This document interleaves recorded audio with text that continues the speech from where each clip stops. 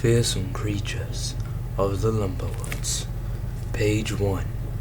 Hodag, Imperator Rex. While he lived, Paul Bunyan served as the master of the Michigan Lumberwoods. Since his death, its only master has been the Hodag. 3,000 pounds of pure carnivorous appetite. The Hodag most resembles a bull-horned rhinoceros with a spiny back. There are larger creatures in North America, and there are faster creatures in North America, but there's nothing that can challenge a Hodag. I almost owned a Hodag, or part of a Hodag, more or less.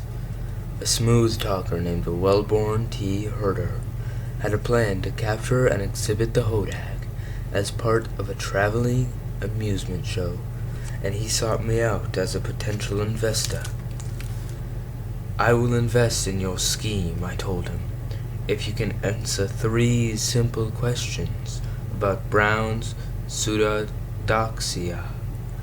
"I don't know what that is," said Herder, so I threw him out the door. But he did eventually find a backer, a mantis wrangler named Constantine Vosko, and the 2 conspirators twirled their mustaches and discussed their plans.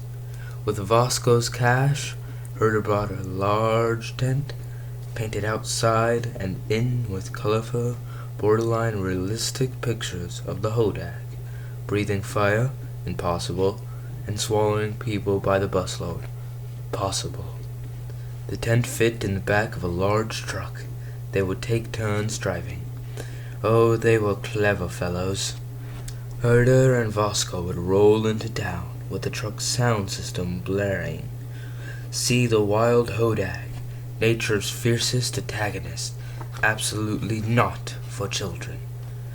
They set up the painted tent and charged a sawbuck, that's $10 for you foreigners, for entrance.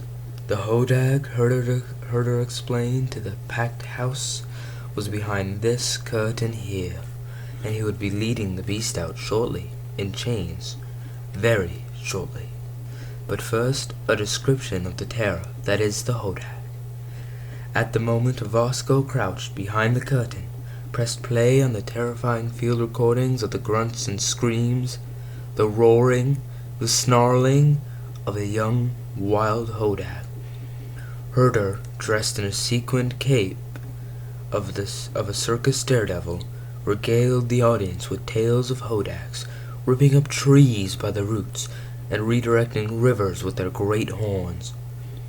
As he spoke, the sound of the Hodag would reach a crescendo, until, at the precise moment, Vosko would rattle the chains and shout from the back, "Have mercy on us all! The Hodag's escaped!" At this point, he would pull a lever, and the tent would half collapse. The terrified townsfolk would bolt out of the way they'd entered, leaving Herder and Vosko to roll up the tent quickly, jam into the tractor trailer, the pockets filled with 10 spots.